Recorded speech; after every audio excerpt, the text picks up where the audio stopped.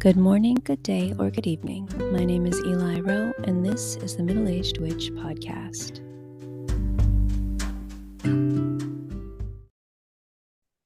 Hello, thank you, Dani, for being here with me today. Yeah. And everybody who's listening. So this is Dani Johnson, and she's been with us before. We did the episode on pendulums with Dani, and then what was the other one? Good What's that question. I episode? think we talked about deities and shadow work. And then the second episode was Witch Talk, where we just kind of talked about everything. That conversation went a lot of places, but it was a good conversation. Yes. But today we're going to talk about Lilith. And this is the last episode of July. This whole month has kind of been just an exploration of the divine feminine. That was week 1. And then the divine masculine, which was week 2.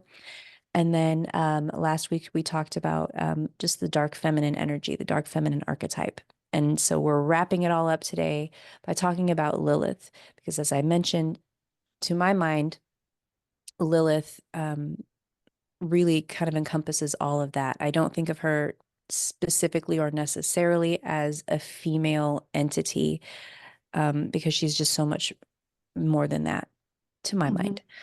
Um, and then so that's what we're going to talk about today. And we're going to start by talking about her history, her lore, the mythology that surrounds her, her role in a lot of different belief systems, and then just kind of how her personality and how her archetype has sort of transcended time, and we kind of hold her in very different reverence today than she was originally intended, I think. I think she kind of originally was sort of meant to represent the frailties of women, the weaknesses of women, the way that women can be a weakness for men.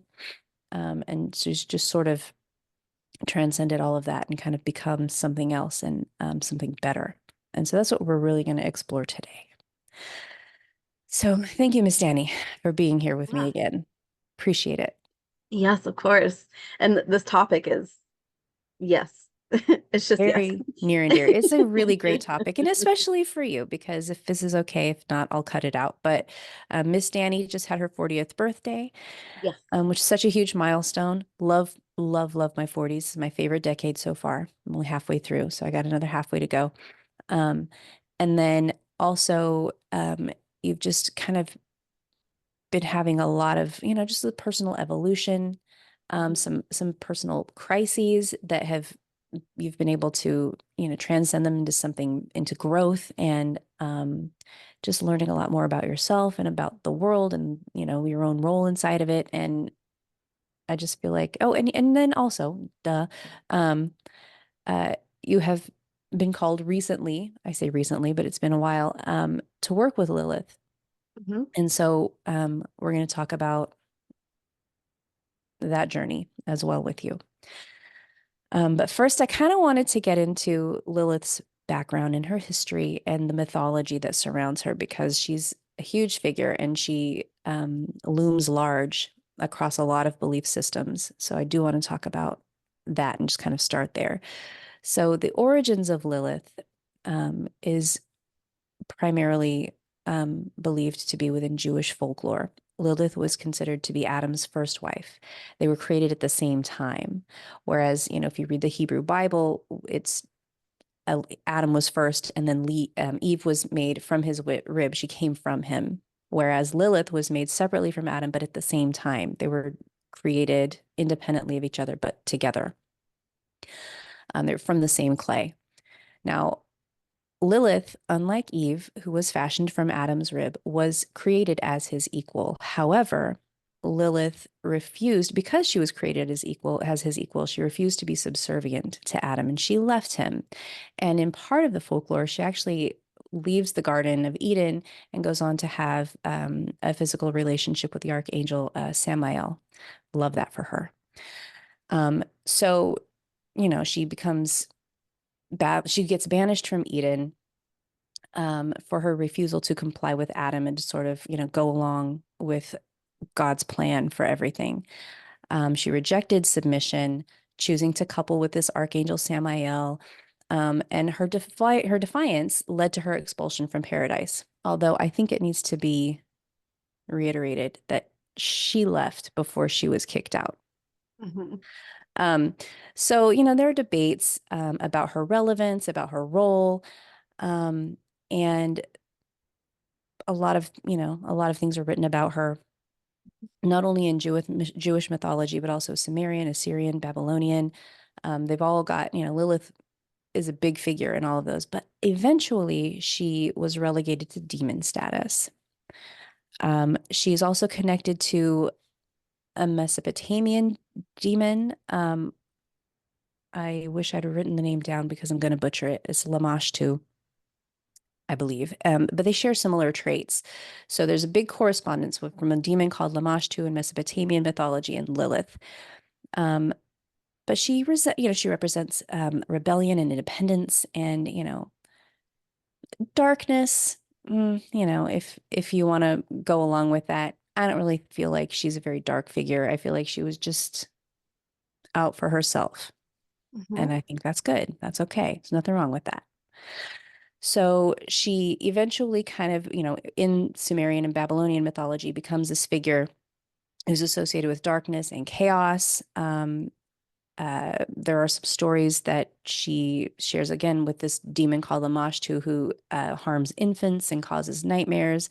In Islamic tradition, um, Ibis, who is the equivalent of the Christian entity Satan, is associated with Lilith.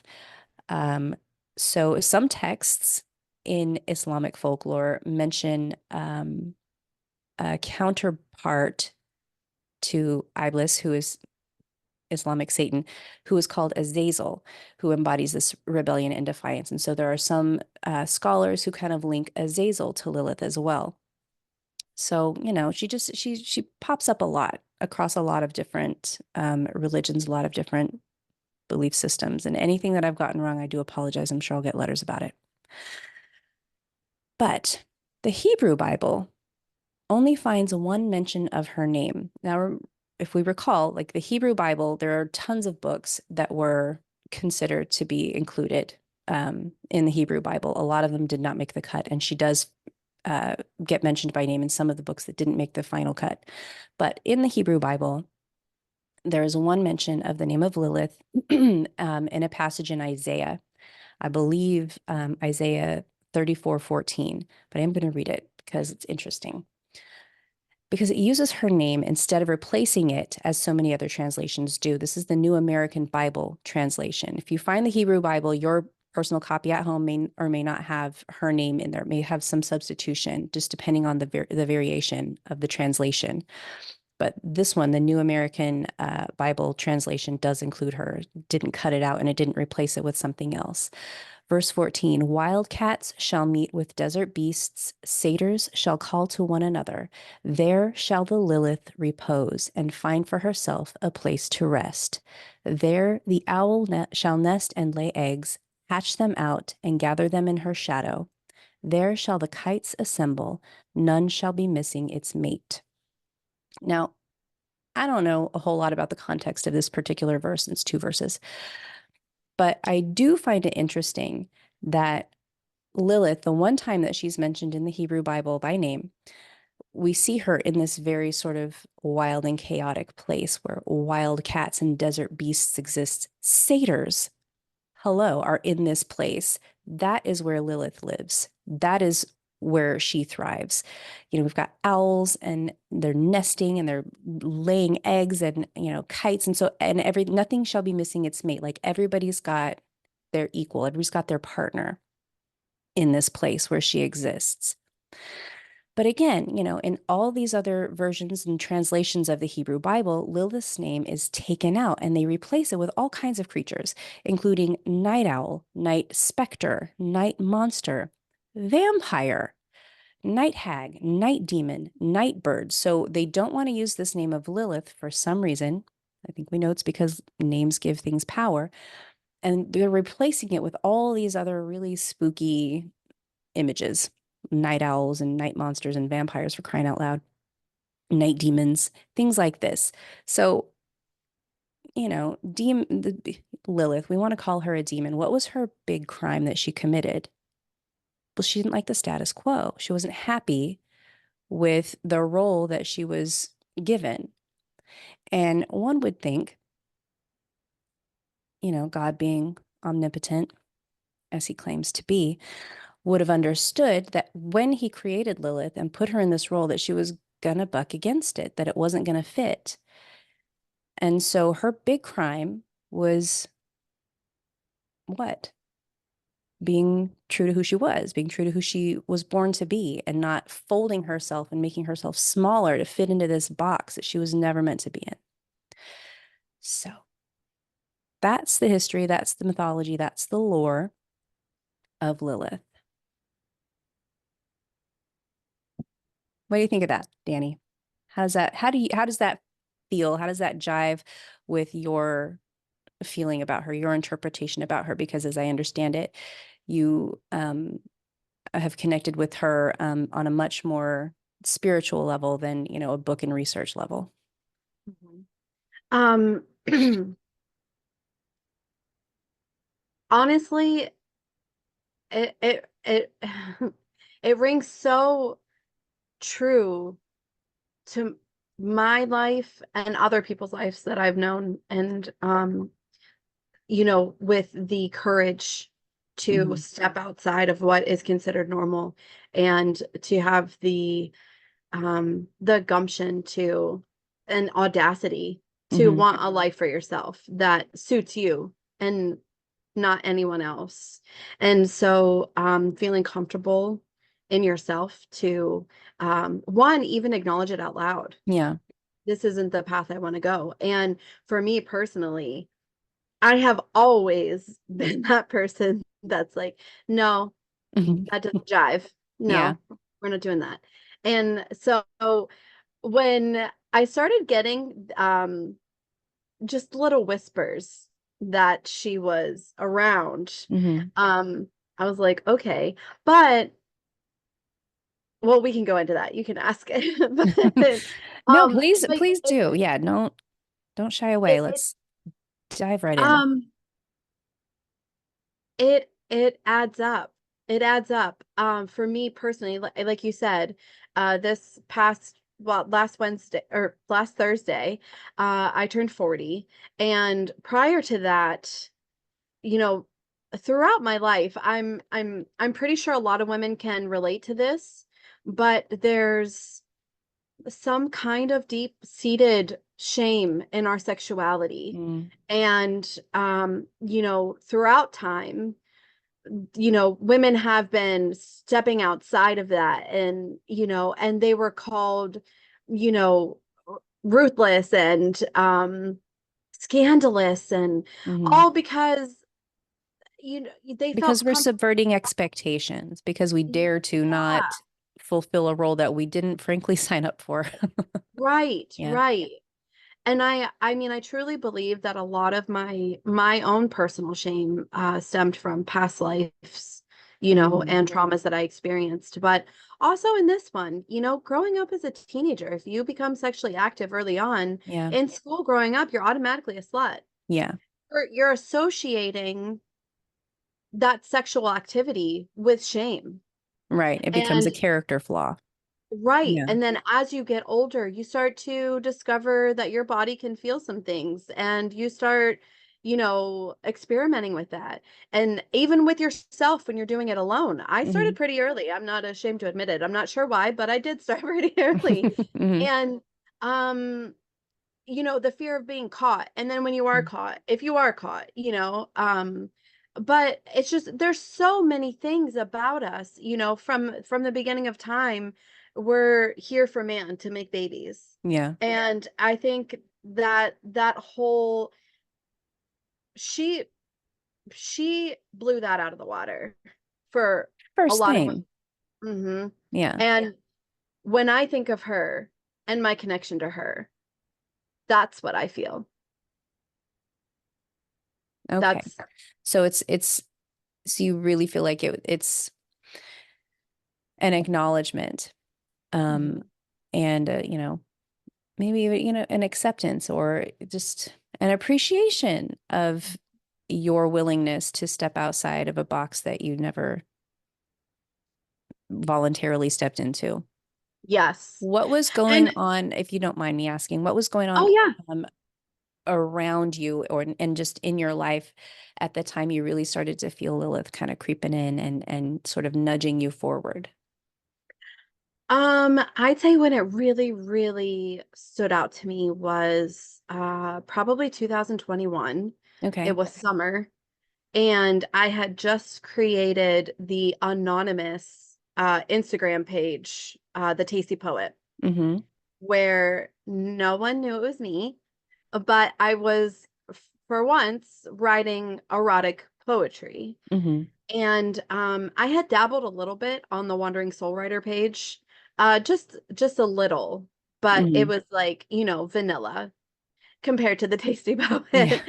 Um, but I started feeling it there. And at first, for that first year and a half, I didn't feel anything about hiding who I was. I didn't I was proud of myself. Like, look at me, like putting this out there. Mm-hmm. And then one day, I don't how long would you say it was? Like 6 months ago, maybe, or Yeah, maybe so. something. I'm a bad estimator of time. So Yeah. but sure, 6 months. That I sounds about right. It feels right. yes. Okay, so sometime before, not too in the too distant past, Mm-hmm. um, something started kind of like nipping at me, you know? Mm-hmm. Danny, this is a part of who you are. And truly, if we go back to 2014 when I created a class. I was teaching fitness classes Mm-hmm. locally, and I created a class called Tone to Tease. And it was the only class around like it. And I choreographed all of the routines, but it was chair dancing, floor routines, but to Mm-hmm. very sexual infused movements with your Mm-hmm. body and being free. And that I think really started, getting me comfortable in my own skin and comfortable in who I am. And so, a little while back ago with the Tasty Poet, one day I just stopped sharing on the Tasty Poet. It was kind of like I was protesting myself, you know, Mm-hmm. and it just didn't feel right anymore. It didn't feel right to post there. And not that long ago, I finally made the announcement on the Wandering Soul Writer, hey, guess what? I am the Tasty Poet. And the moment I did that, the moment I acknowledged who I was, and yes, I'm a sexual being. Mm-hmm. Yes, these things are important. And, sexual energy isn't just eroticism and, all of these things. It's energy. Yeah. It's cultivating, it's manifesting, it's intentions with all of this fire behind it. It's something It's beautiful. very powerful. Yeah. It is. And so the moment I stepped out and said, this is me, I'm writing these things, Lilith came calling.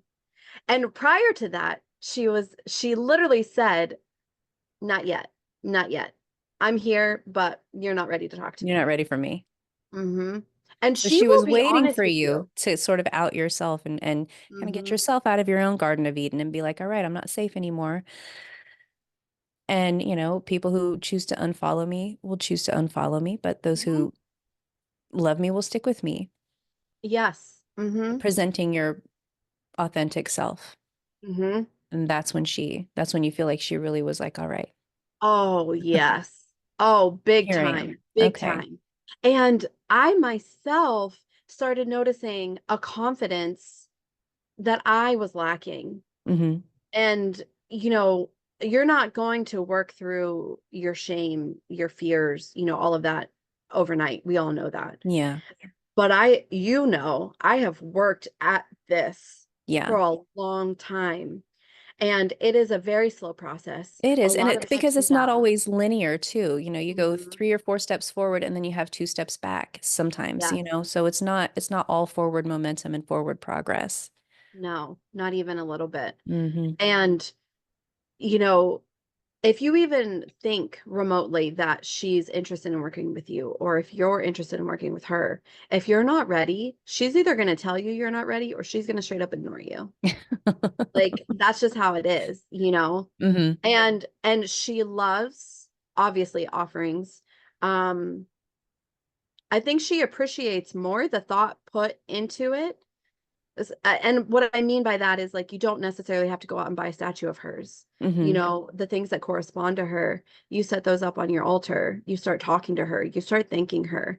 I Hmm. go to bed every single night thanking all of my deities, my infernals, my, ancestors every night. And so there's not one day they all don't know how grateful I am for them. And I think that goes a long way. And then, of course, researching, learning Yeah. more about her, even if it's a repeated story, you're going to find, even if it's just one sentence, something different that you didn't read in the other book, Hmm. things like that. They appreciate that. And also, the more you step into your own, and oh gosh, it is scary. It is very scary. And there is a moment sometimes where you feel like I can't breathe. I can't breathe. Did I just do this? But it's for me it was very brief and I was like, "Oh, okay, this feels right. I'm supposed to be doing this." It's What do kind of you, like go ahead. I was just going to say it's kind of the same thing with readings. You know, Yeah. us being called like and the healing and being a healer and all of those things it all coincides, I think. Oh, sure. Yeah. Well, that's definitely true. Yeah. The more you do it, the more confidence you get. It's not about having confidence first and then doing it. It really Mhm. is learning as you go and growing as you go. Like Mhm. anything, is if you're a weightlifter, you don't start with the heaviest weights. You have to work up to it. So it is a muscle and you have to exercise it. Self-confidence, self-acceptance, those are muscles. Yes, Um, yes. And one of the funny things too is like so this morning I was bringing in my crystals and my moon water, right? Early mhm, in the morning. And one of the things that it's just a little thing, but I'm going out in my nightgown and my neighbor's sitting out on their porch mhm. and I give zero shits. Hi, that's Good Lilith morning. energy. Enjoy my nipples. Hmm. Yeah. It is. Uh, you Fully. know, Yeah. this is it. So, Hmm. yeah. Hi. I do love that. I do love that. And I think, there's a lot of crossover with the deities that we follow and pursue and admire and even worship. There's a lot of crossover sometimes. But with Lilith, I do feel like she's so unique. Mhm. She's such an individual among all of the deities that we ever talk about because there are some who share some aspects, like you've got Aphrodite, because there's a lot of sexuality there. And then you've got Hecate because there's a lot of power there. And or the Morrigan who's like super fearless and that's where we might consider like some darkness because she's definitely maybe, this entity that's appreciates a little righteous rage sometimes.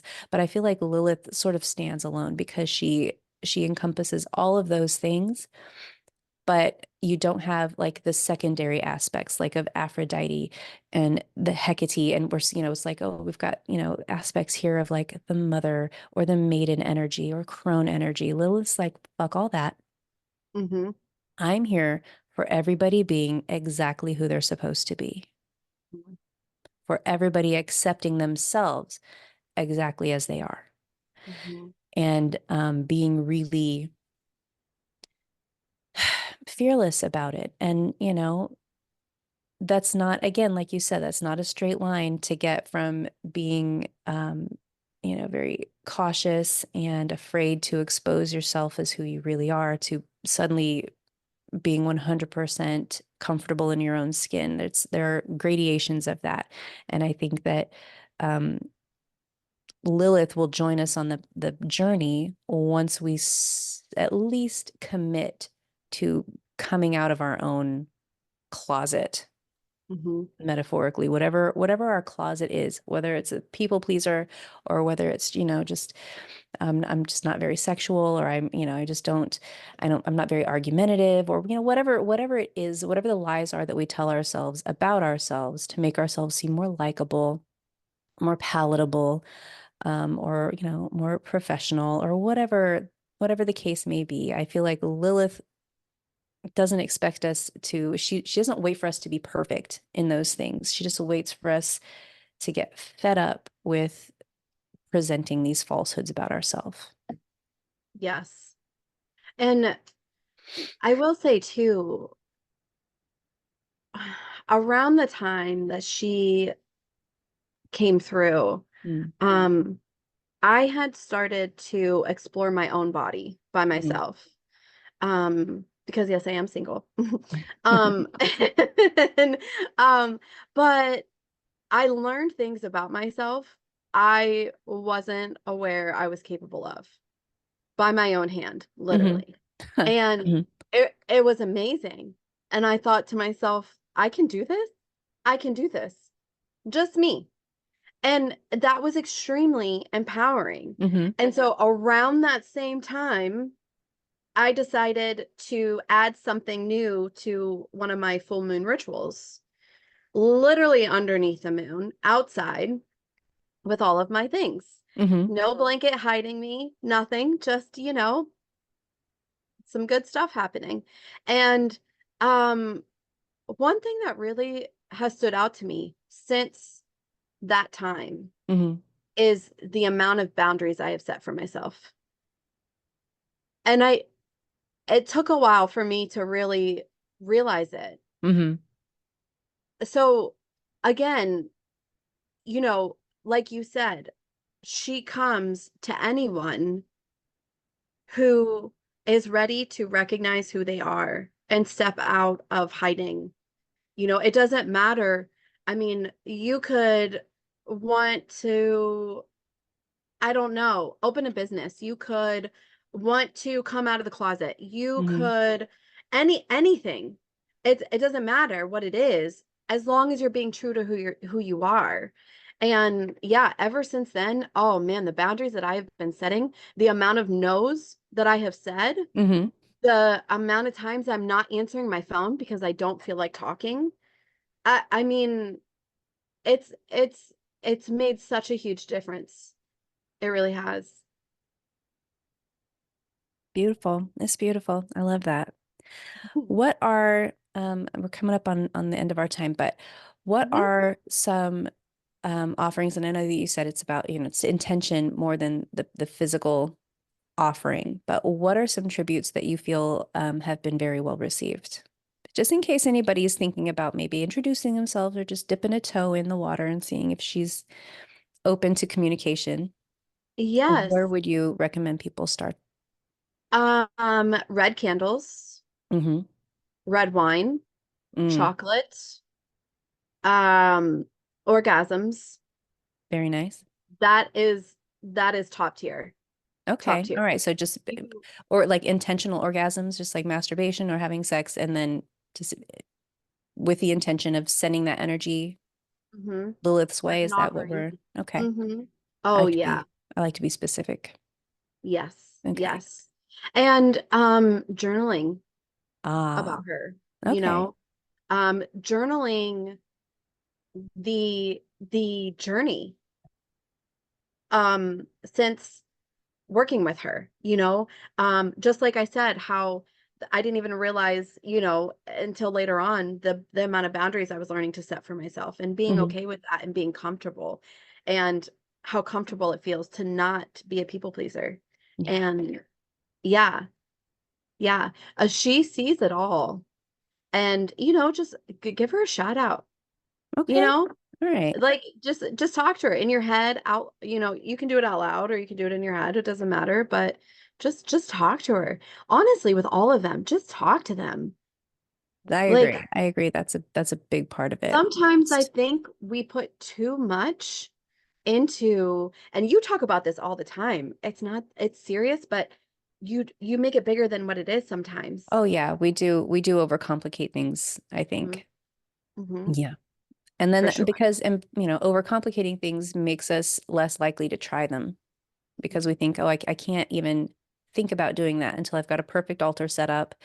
And, Mhm. I've perfected all these whatever milestones I've set for myself. And then maybe I will supplicate myself and try Yeah. and get into contact with this entity Hmm. versus just try it, just reach out, Hmm. just expressing yourself to them and Hmm. acknowledging that you're open for that communication. I agree. Yeah. Yes. We do Yes. make things more complicated than they need to be. Yeah. Human nature. That's what we do. Yeah. Okay. All right. Well, thank you very, very much. I do appreciate this. Has been a wonderful, wonderful talk.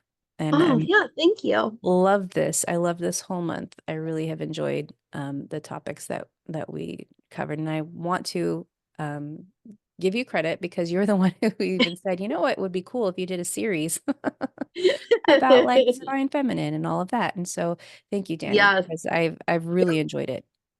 It's been It's been incredible wonderful. listening to too. I love it. I love it. I thank you. All right. Well, then we will talk again next week. I don't know what we're going to talk about yet, though, because I haven't thought that far ahead, but I'll be here.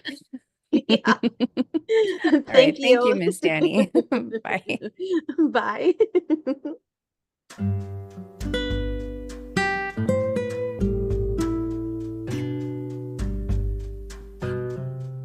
May our troubles be less and our blessings be more, and nothing but happiness come through our door.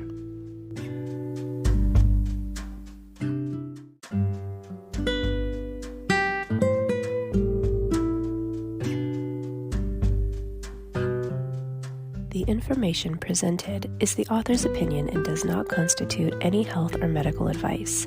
The content of this podcast is for informational and entertainment purposes only and is not intended to diagnose, treat, cure, or prevent any condition or disease. Please seek advice from your healthcare provider for your personal health concerns.